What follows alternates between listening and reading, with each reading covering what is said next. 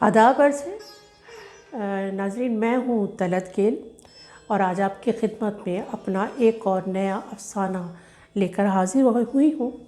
مگر اس سے پہلے کہ میں اپنا افسانہ شروع کروں، میری آپ سے گزارش ہے کہ میرا چینل طلعت گیل ضرور سبسکرائب کریں اور اس پر جو بیل کا آئیکن بنا ہے اس کو ضرور پریس کریں تاکہ آپ کو میری ہر آنے والی ویڈیو وقت پر موصول ہو سکے۔ ناظرین، جیسا کہ آپ لوگ بہت اچھی طرح جانتے ہیں کہ میرے جو افسانے ہیں یا آرٹیکلز ہیں وہ زیادہ تر معاشرتی مسائل کے اوپر ہوتے ہیں۔ میرا جو یہ افسانہ ہے یہ بھی ہمارے معاشرے کے منافقانہ رویے کی عکاسی کرتا ہے، اور ہم نے مذہب کے بارے میں جو منافقانہ رویے اپنا رکھے ہیں اور نیک و بد کے جو ہم نے اپنے پیمانے بنا رکھے ہیں، یہ اس کے اوپر بیس کرتا ہے۔ اور میں امید کرتی ہوں کہ آپ کو یہ افسانہ بہت کچھ سوچنے پر مجبور کرے گا۔ تھوڑا سا طویل ہے، 10-15 منٹ کا ہے، اور میں چاہوں گی کہ آپ پوری توجہ سے اس افسانے کو سنیں۔ اس کا عنوان ہے مذہب کے سوداگر۔ کچھ ایسے ہے: میں اس کو اکثر مسجد کی سیڑھیوں کے پاس بیٹھا دیکھتا تھا۔ وہ اپنے منہ کو نقاب سے چھپائے سر جھکائے بیٹھی ہوتی تھی۔ 3-4 بچے بھی اس کے ساتھ ہوتے تھے۔ وہ ہر آنے جانے والے نمازی سے کہتی کہ بچوں پر دم کر دے۔ کچھ لوگ اسے پیسے بھی دیتے، مگر وہ پیسے نہیں لیتی تھی۔ وہ وہیں پر پڑے رہتے تھے اور بعد میں مسجد کا متولی ان کو چندے کے باکس میں ڈال دیتا تھا۔ میں حال ہی میں عرب کی ایک بڑی اسلامی یونیورسٹی سے فقہ کی تعلیم لے کر آیا تھا اور اس مسجد سے متصل مدرسے میں معتمم مقرر ہوا تھا۔ یہ شہر کا نامی گرامی مدرسہ تھا جہاں دور دور سے لوگ تعلیم حاصل کرنے کے لیے آتے تھے۔ میری یہاں کافی عزت اور دبدبہ تھا۔ ایک دن میں نے دیکھا وہی برقعے والی عورت اپنے بچوں کے ساتھ مدرسے کے دروازے پر کھڑی ہے اور ایک استاد سے التجا کر رہی ہے کہ اس کے بڑے بچے کو داخلہ دے دے۔ کافی ہیل حجت کے بعد اس کے بچے حسین کو داخلہ دے دیا گیا۔ میرا نائب عالم، جو کہ کافی سنجیدہ اور مجھ سے عمر میں کافی بڑا یعنی عمر رسیدہ تھا، برائے نام بات کرتا تھا۔ اس نے اس بچے کو داخلہ دلانے میں اس کی ماں کی مدد کی۔ بعد میں پتہ چلا وہ عورت عالم صاحب کے قریبی محلے میں رہتی ہے۔ مجھے کچھ جستجو ہوئی۔ میں نے عالم صاحب سے پوچھا، یہ ہمیشہ اکیلی نظر آتی ہے، اس کا شوہر کہاں ہے اور کیا کام کرتا ہے؟ عالم صاحب نے مجھے غور سے دیکھا اور بولا، چھوڑیے حضرت، آپ کس کی بات کو لے بیٹھے ہیں؟ آپ اس معاملے کو نہ کرے دیں۔ عالم کی اس بات پر مجھے بڑی سبکی سی محسوس ہوئی، مگر میں خاموش رہا۔ کچھ عرصے سے میں محسوس کر رہا تھا کہ مدرسے میں کچھ چیمگوئیاں شروع ہو گئی ہیں۔ مدرسے کے طالب علم اس عورت کے بچے حسین کو بہت تنگ کرنا شروع ہو گئے ہیں، اور ایک دن تو حد ہی ہو گئی۔ ایک طالب علم نے حسین کی اس بری طرح پٹائی کی کہ اس کا سر پھٹ گیا۔ حسین کو ہسپتال پہنچایا گیا۔ اس کی ماں کو بھی اطلاع دی گئی۔ بحیثیت معتمم میرا بھی فرض تھا کہ میں اس بچے کی عیادت کروں۔ میں اس بچے کی خیریت معلوم کرنے کے لیے ہسپتال پہنچا تو دیکھا ایک جواں سال عورت بے انتہا میک اپ اور زیورات سے لدی پھدی حسین کے سرہانے بیٹھی تھی۔ لباس بھی خاصا عامیانہ تھا۔ میں یکدم ٹھٹک کر دروازے میں ہی رک گیا۔ وہ عورت مجھے دیکھ کر ہڑبڑا کے اٹھی اور بولی، حضرت جی، آپ یہاں کہاں؟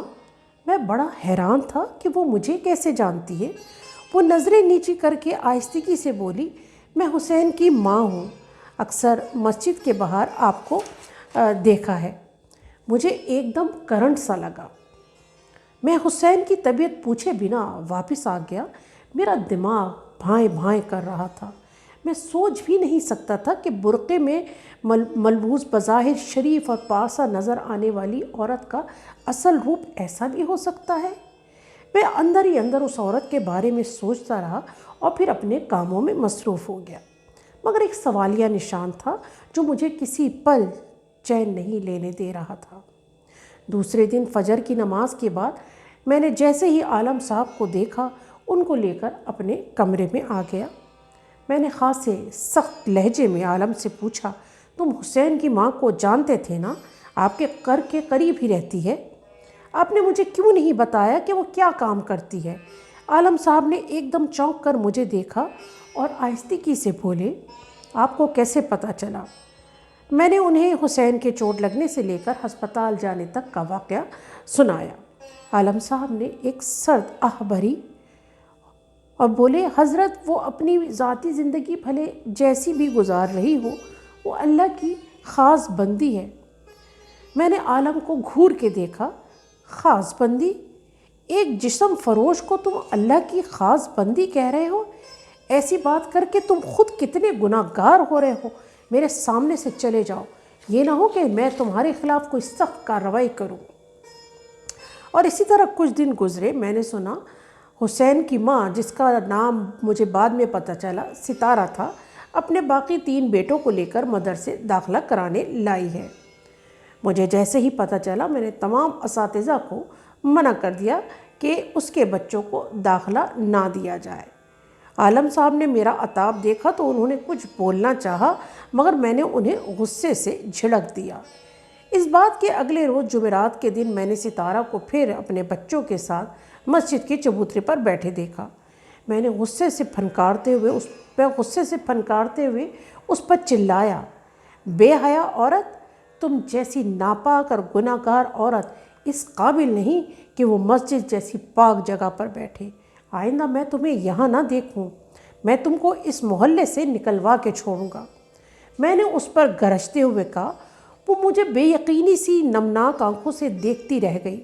میں تیز قدموں سے مدرسے کی طرف بڑھ گیا۔ میں نے سوچ لیا تھا کل جمعے کے خطبے کے بعد ستارہ کے خلاف فتویٰ جاری کروں گا کہ ستارہ ایک بد کردار اور گنہگار عورت ہے، یا تو اس کو سزا دی جائے یا محلہ بدر کیا جائے۔ دوسرے دن جمعے کے خطبے کو ختم ہونے میں کچھ دیر تھی کہ اچانک ایک زوردار دھماکے کی آواز آئی اور ہر طرف دھواں ہی دھواں پھیل گیا۔ میں اولین صف میں تھا۔ دھماکے سے میں منہ کے بل گرا اور بے ہوش ہو گیا۔ ہوش آیا تو میرے ہر طرف زخمی اور لاشیں تھیں، ہر طرف خون ہی خون بکھرا تھا۔ نمازی زخموں سے کرا رہے تھے۔ مجھے سمجھ نہیں آ رہا تھا کہ کیا ہوا ہے۔ گرنے سے میرے سر پر کافی سخت چوٹ لگی تھی، مگر مجھے اپنی پرواہ نہیں تھی۔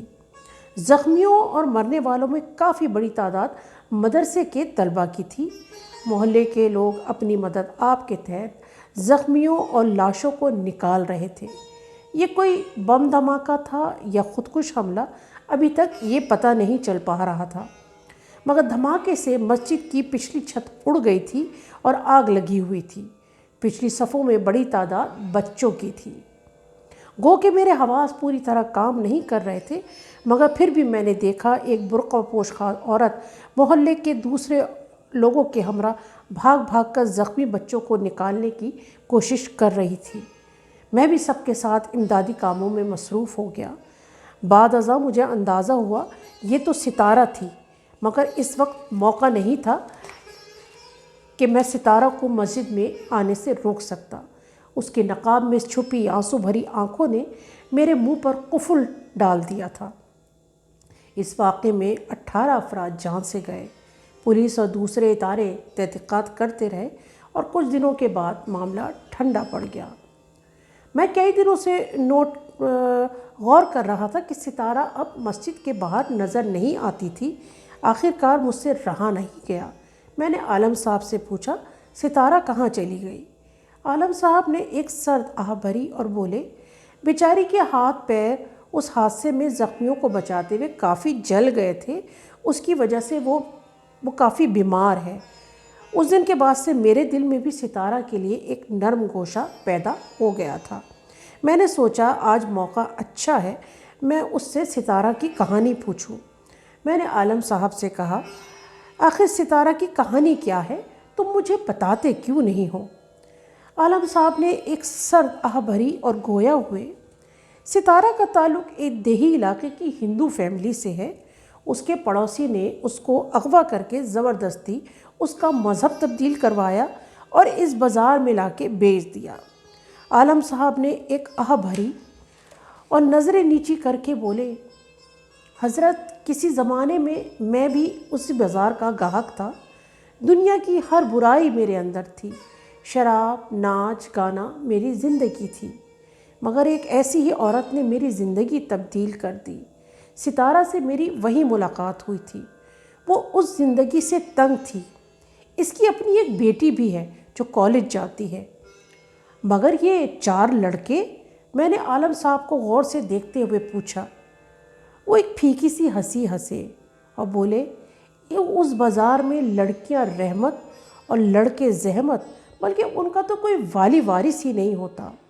ستارہ ان لاوارث بچوں کو پال رہی ہے، کیونکہ یہ سب مسلمان بچے ہیں اس لیے ان کو مدرسے میں تعلیم دلوا رہی ہے۔